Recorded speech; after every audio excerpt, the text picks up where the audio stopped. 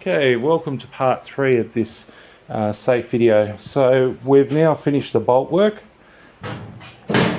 So lock the safe, turn the key, unlock the safe, pull the bolts back.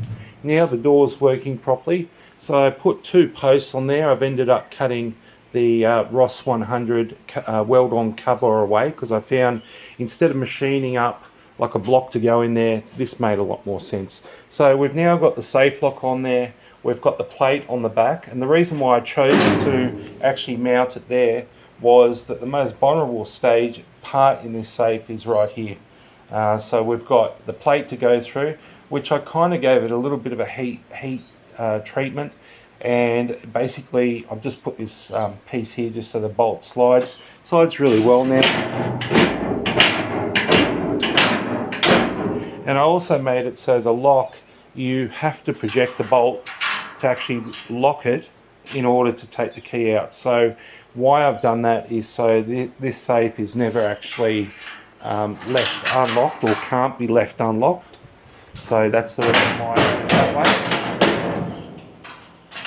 So that's the only way you're going to get the key out, is whether it's locked. So there's another thing.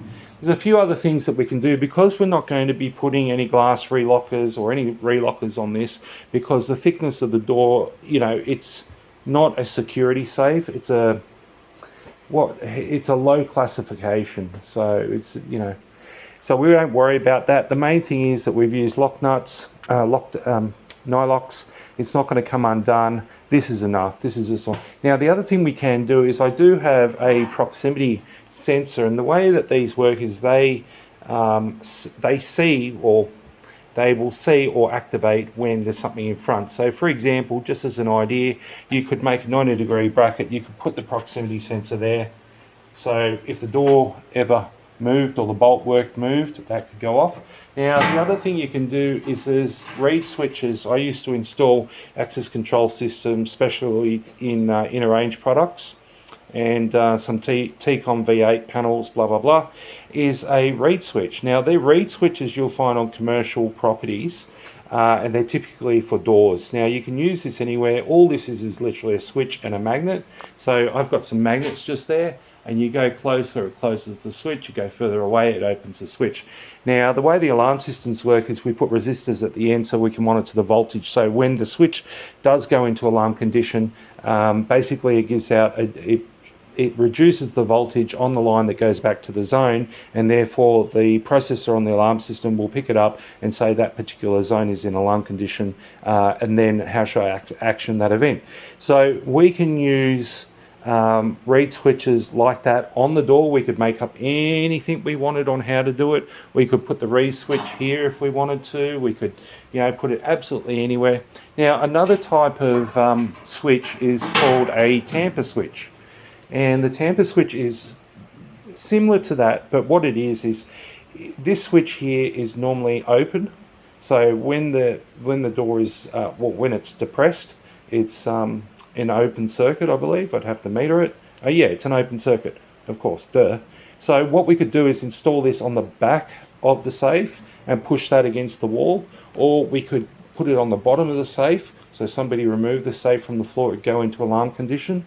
We can actually use these for doors as well. There's no reason why not to, but to tell you the honest truth, these switches are really set and forget. They're not designed to actually be open and shut all the time like that. That's not what they're designed for. That's the reason why we use reed switches that are little bits of metal that contract.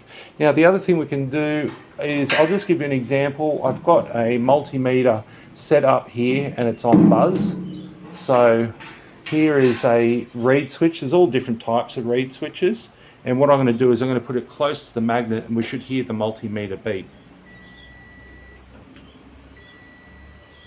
Let's put that in the camera.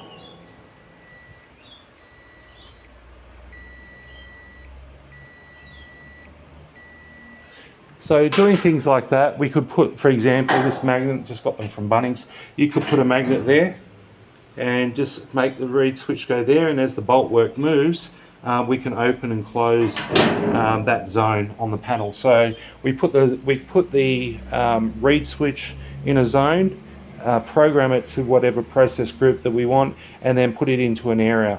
So what we could also do, let's say we had a duress, or if you're a jeweler, I won't give away too many tricks of the trade, but just to give you an idea, we can do it so unless the area is turned off, it will be a silent alarm. Somebody forces you to open the safe, it's gone into alarm condition, nobody's any the wiser. Now we can also do that with safe locks, digital locks, and basically by putting in the incorrect code, we'll still open the safe, but then send a duress back to base. Or other alarm systems, like let's say your PIN number was 1234, changing the last digit to 1235 puts it into duress as well. So there's a lot of little booby traps. I call them booby traps because they kind of are. They don't hurt anybody. But the other thing I've had to do is take this handle off. I spent a bit of time making that handle, but aluminium wasn't going to work, and I threaded that, and then I thought I'll pin it. I used a grub screw, but basically the leverage over time, doing this action all the time, it's not suitable. So what I did is I thought, you know what, I'm not going to put any more effort into this.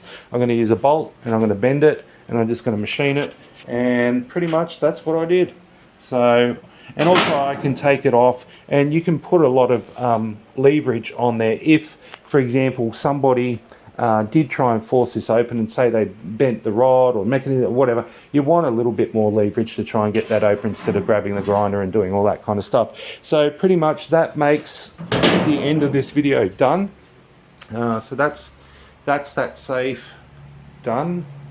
So I'll just keep it a short video, and that's a bit. Obviously I've got to paint it from the welding marks from the other side of the plate, clean it up. So that'll be a Bunnings run, try and get the same kind of paint. Not really too interested at the moment about all that kind of stuff, just want the thing going. And that is it. Thanks for watching.